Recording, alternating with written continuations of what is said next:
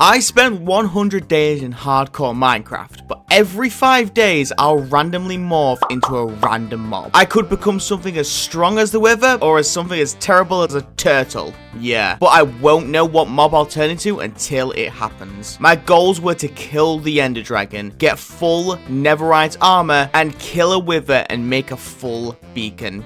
Easy enough, right? Well, let's watch and see how easy it was. Don't forget to subscribe if you enjoy, and hey, 3k likes and I'll do this again, except maybe I'll include some custom mobs. Right, let's do this. The first day started and the first morph happened. Let's see how we're gonna start this venture. A fish. Awesome. So even if we're going to ignore the lack of health, the biggest problem with the fish is that I can't breathe unless I'm in water. Quite luckily, I did spawn next to a water source, so I was able to quickly jump in, and so I don't have to worry about... well, you know, I was going to say drowning, but whilst in the ocean, I had a look around. I found myself a sunken ship which had enough iron for a bucket, and then I painstakingly started punching down the ship to get some wood. Doing this underwater as a fish is a lot slower than you'd expect. I made myself a bucket, I committed cannibalism, and then I used that water bucket to head to the closest forest. Also, you ever seen a fish sleep in a bed? Yeah, never have I. Now that I got some wood, I headed back to the ocean. I found myself an ocean monument, and I thought that maybe I could just go in there. I didn't really think the Guardians would attack me, and turns out Guardians are bullets to all kind of mobs, no matter what you are. I then spent the rest of the day in this underwater ravine getting the basics. Also, and I don't know why this is so funny to me, the fact that I have to risk, you know, not being able to breathe to take a night of sleep as a fish is really funny. I don't know what it is. I went back to the ravine on day 3 where, okay, let me ask you a quick question. What is the most annoying thing in Minecraft? The correct answer is underwater caves. Well, to be fair, Phantom sucks as well, but the discussion for another day. But have you ever searched an underwater cave as a fish? No, because that'd be really weird. But I have to say, it's a very fun and unique experience if you're ever able to. I even got myself some diamonds. Also, again, the idea of a fish cooking iron in a furnace underground. I don't know, man. She's really funny to me. Also, it turns out you could just place the bed underwater and sleep in it there. I don't know why I was risking it in the early days. I headed to a beach on day 4 where the plan was to make a multi-layered base. Basically, I wanted to make a base that was easily accessible to all kind of mobs, whether that's water-based, land-based, or air-based. I began to dig out a small area where the beach was as an underwater entrance. It did require some stone though, so I spent the rest of the day digging up some cobble, and then I wanted to get that back to pure stone to make some stone bricks or whatnot, and so I spent most of day 5 just cooking. I was preparing the floor, the water bed, and I did try to make some air pockets down there. It's kind of like an air tunnel, so any mob can get down there, but try being the key word. Anyway, with 5 days completed, it's time for the first shapeshift.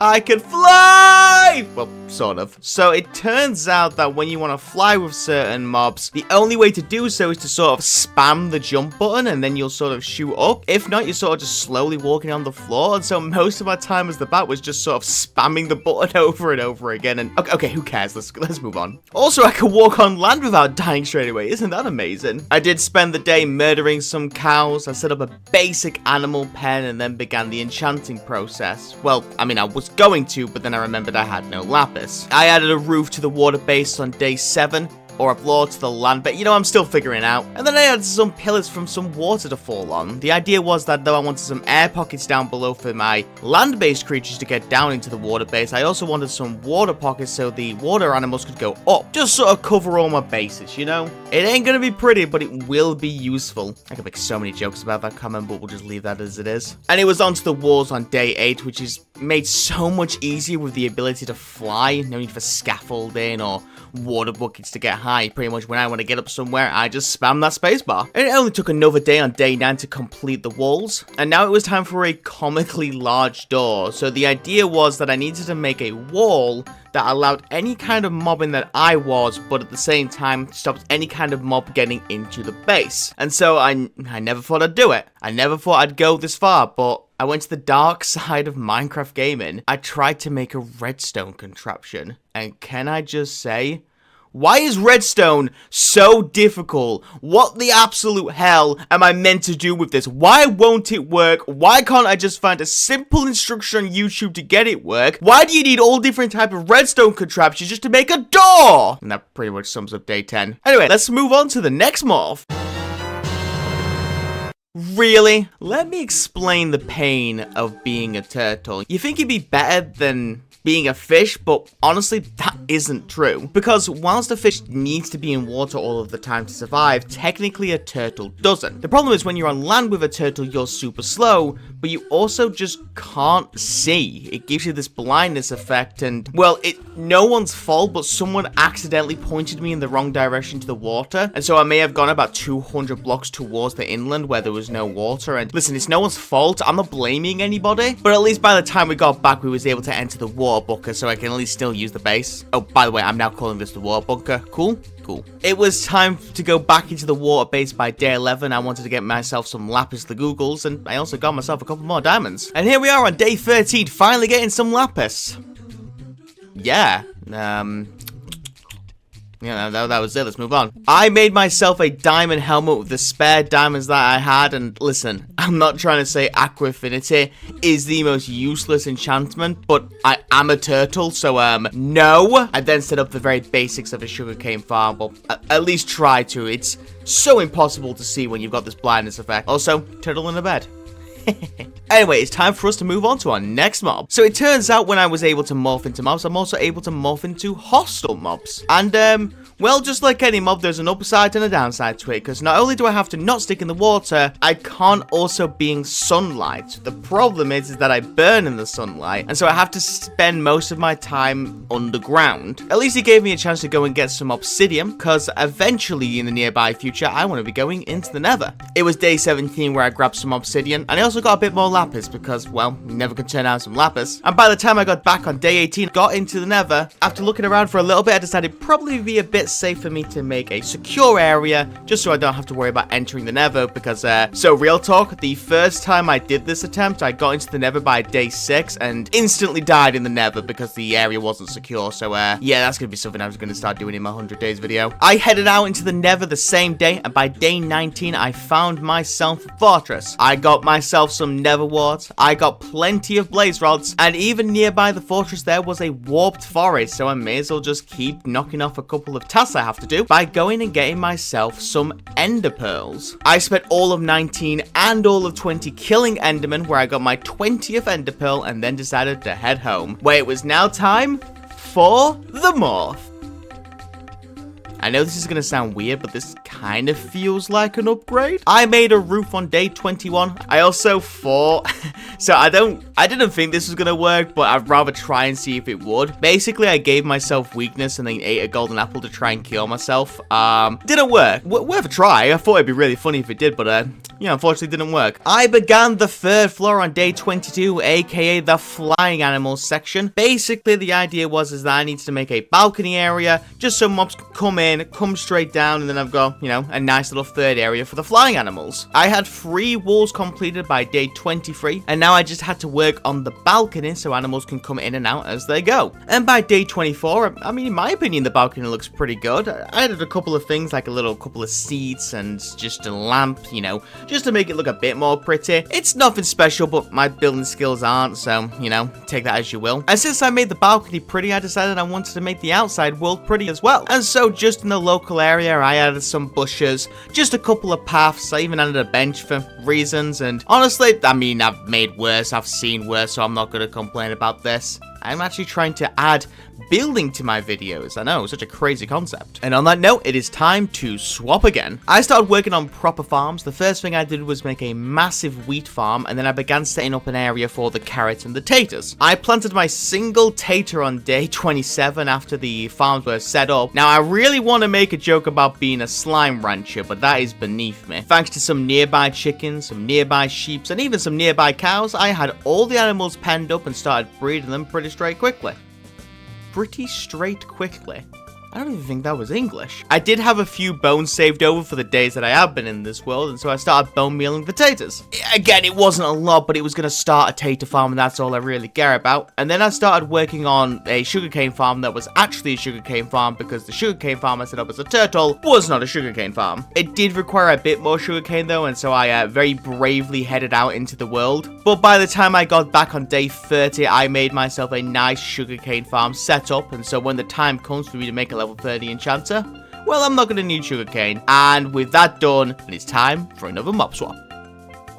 I'm not gonna lie, this was basically just being a bat again. I decided that it was time for me to go and see if I could find myself a village to get me some carotas. On day 32, I found myself a village. I got me some carotas, and I also looted the chests. I mean, pretty much standard pirate stuff, right? Oh yeah, I should probably mention, whilst I was going along here, I sort of made a story in my head that I was a pirate's parrot, and I was lost to the land after the ship sunk. Okay, no one really cares to do that. The point is, I headed back home. Let's move on. I got back on day 33. I planted my carotas, and then I decided it was time for me to head back into the nether. I was feeling a bit risky at this point. I really don't know why. It was just a lot easier for me to get through the nether when I was able to fly. And so being able to fly, I was looking around for a bastion because it was time for me to see if I can get myself some big step. Now I found a bastion, and so so flying down from the center, I slowly went down. This was like a James Bond moment. This was kind of cool. There was no pig step in this bastion, sadly. There will be no pig step in this video, unfortunately. And though I wanted to head and find another bastion, considering it was on day 35 and I was a day away from switching again, I didn't want to get stuck in the nether as like a fish or something, and so I knew it was time for me to leave, and so I was able to get back. And by the time I returned, it was day 36, and it was time for another mob swap. That was a cat. It's adorable. Also, shifting is fun because it looks like I'm praying something. You know when cats do the butt shake when they're chasing something? It kind of looks like I'm starting to do that. And it's adorable. Anyway, let's actually do something. I decided to head back into the caves to get myself some more diamonds. Though admittedly the iron armor is quite nice, I really need to upgrade it to some diamond armor. And so going back into the caves on day 36, I did actually find myself 10 the first day. And then I found a haul on day 37. I got 24 diamonds in 20 minutes, which is just chef kiss good. That is a crazy amount of diamonds to find in a single day. And then I headed back up on day 38 where I started killing some council levers, and I also gathered the few pieces of sugarcane that I've been growing at this time, because it was now becoming the time for me to start making my level 30 enchanter. I did start it on day 38, and honestly there wasn't really much to do except wait for it to keep growing on day 39. I only needed a couple of pieces more for me to actually get it, and though I probably could have gone into the world, it's all right here. I just sort of got to wait it out, you know. And it was on day 40 where I finished off my enchanter. I got myself a diamond sword, enchanted it level 30, and got a Bane of Arthropods looting sword, which, okay, it's not that great, but I'll take it because it has looting. And really, it was time for me to hunt some wither skulls. Though admittedly, that does depend on the mob I'm about to swap to, so let's see what I turn into. Oh, oh baby, do you know what that's worth? Oh my goodness. What mob is gonna do with this, eh? What are they gonna do? They're gonna attack me? They're gonna fight me? The withers are they're gonna kill me? They're gonna wither me? Are you guys gonna hunt me? I mean, not a chance, lads. Into the nether I go, where I'm actually flying without spamming. It's just... oh, this was gonna be fun. I got into the nether on day 42, and it is worth mentioning the two things. As I just mentioned, I don't have to spam the button to fly. I'm just naturally flying. And secondly, I can't get withered. I'm impervious to being withered, which is just... well, when you wither skull mining with a looted sword, it's really, really helpful. And so, whilst getting there on day 42, day 43 and 44, I got myself the 3 wither skulls and then flew back. And then I became a farming wither, which is also a very funny thing if you think about it properly. The fun ended on day 46 though, where it was time for another mob swap. It was a zoglin. Didn't really give me anything. I'm just a zoglin. Cool. And Zogling enchanted level 30, getting fortune 3 pickaxe. Zogling went underground and mined all the iron to get a level 30 beacon. Zogling spent 5 days doing this, and then Zogling got back on day 60 with what he thought was enough iron. That was Zogling's adventure. Thank you for listening to Zogling's TED Talk. Let's do another mob swap. I became a cave spider on day 51. The cool thing about it is that I could climb walls as I move along, which I think is kind of cool. Other than that, I'm just a really small mob. I can go in one by 1 crevices, which is quite nice. I started making an automatic cooker with the simple idea being that I'm not going to sit around and manually cook iron. That'd be really boring. But then I came up with a pretty decent idea after I made it, and that was the idea that if I just set up a basically work barn is what I ended up calling it. What I wanted it was just a nice simple barn area just for some storage, just so I could put the automatic cooker in, that kind of good stuff. Though I did need some wood. So though I started the barn on 52, by day 53 I was cutting down some trees because I got the wood. And after using that wood on day 54, I had completed the barn. I moved all the chests and all the items that I had in said chest to the barn. I also moved my automatic smelter over to the barn. And it was time for me to yet again do another mob swap. Really? What? Okay, so when I set up the randomizer for the animals, basically I set it up so I couldn't be the same animal twice. However, this color cat that I got all the way back on day 36 compared to this color cat which I'm currently on day 56 are technically different cats. Apparently, I don't get it either, and so now I have a second cat again. Alright then. And then I decided it was time for me to find the stronghold, though I wasn't too bothered about going into the end just yet, because considering that, you know, I'm a cat, I decided, you know what, let's at least find the stronghold, and so I head out on day 57. Day 58 was when I found the stronghold. I got some obsidian from a nearby lava pool, and then I made a nether portal, and then you doing the classic coordinates workout, I began making a path from the starting area all the way until the other side where the original nether portal was. I spent the rest of 58, all of 59, and all of 60 digging from one side to the next, where I made a nice safe path for me to go in between the two things whenever I needed to. And luckily, I'll never have to deal with being a cat again, so it's time for another mob swap. I was just a pigling on day 60. I collected all the iron for the beacon, and then I found a nice location for me to dig down and, well, make the beacon. Basically, I just wanted the beacon to be underground, just so it wasn't just a giant lump of iron in the world, you know. I don't really like the look of beacons, to be 100% honest with you. And after that was completed, I finished off the tater farm because the taters have been growing all the entire time, and so now all taters were done. It was time for me to head to the stronghold on day 63 and start the dragon fight. And by the time I got there on day 64, I realized I didn't bring the eyes of enders, so had to walk all the way back.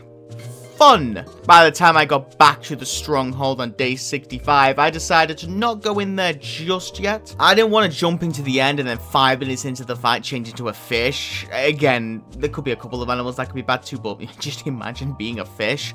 And so, I waited out the day, and when I did my mob swap, it was a very, very good choice, as I became an Enderman. Now, the only real thing you need to know about Endermen is that they can't go in water, but they also can't trigger Endermen attacking them, so basically all the Endermen in there wasn't really going to affect me in any way. I just had to take down the dragon as an Enderman, which, again, there's probably a couple of jokes I can make about that. We'll leave that as it is. But it was relatively easy. I mean, I've killed plenty of dragons at this point, so there's not really that much to worry about. With the dragon dead, I went to go and grab the egg. Oh, it just fell in. All right.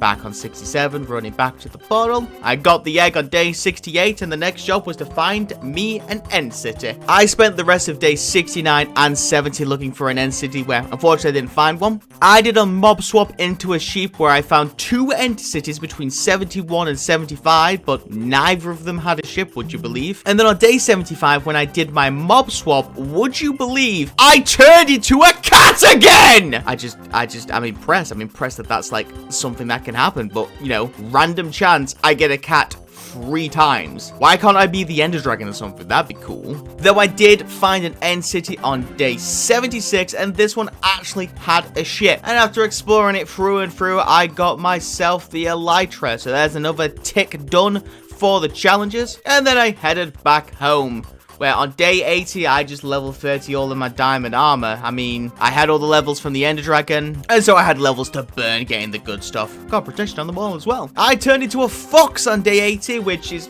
again, doesn't really add that much, but I mean, whenever I hold an item, it gets hold in my mouth, and if that isn't the most adorable thing you'll ever see all day, then I don't know what is. Where I headed back to the village, because here's the interesting thing about foxes. They're quite sly and get some good deals, and since I wanted mending, I trust my fox senses to be able to get me a good deal, if you know what I'm saying. I got myself some mending trays by day 83, and I spent the rest of 83, 84, and 85 getting the mending books, trading the mending books, and applying the mending books to all my armor and tools. The fox did really get me a good deal, and it was time for me to move on to the next mob. I became a wither skeleton, which only real benefit was that I was never going to be able to get withered. Unfortunately, since I had the skulls and everything, there wasn't really any benefit from it. I thought maybe I could fight the wither at this point, but I wanted to leave that to the end. But I decided to still go into the nether as the wither skeleton because netherite armor was on the agenda and I needed to get it ASAP. I think this will go down as the quickest I ever got full netherite in a Minecraft 100 days video, because I started mining on day 86 and I only just got to day 88 by the time I got the last piece of netherite, well, I guess the last piece of ancient debris needed. I had completed everything that I wanted to do except the wither fight by day 88, and so I decided to head back home. I was cooking the ancient debris on day 89, but then I realized I actually didn't have enough gold to make the netherite ingots, and so I went back into the caves where I got enough gold. I was basically looking to mine some gold, and at the same time I was getting a couple of levels just to repair the armor that I had. And then on day 93, I had all the gold needed, I had all my armor made, and well, it was time for me to prepare for the final fight. I made full netherite armor on day 94. I started brewing some potions as well because, well, I had no idea what my final mob was going to be, and so I needed to be as prepared as humanly possible for the final fight. By day 95, I had health potions, regen potions, strength potions, and speed potions made. And what was that mob that I was going to be on the final day? A bee. I have to fight the wither as a bee? Okay, I don't know if that's really cool or really bad, but I kind of feel like I'm a bit screwed, I'm not gonna lie. The advantage that I had as the bee is that I was quite flexible, being able to move around very quickly. I shouldn't be hit by many of its attacks, hopefully. And so after organizing my inventory on day 96, it was day 97 where the bee versus wither fight was going to begin. I was scared, I had low health, but with enough faith and confidence, I could do this.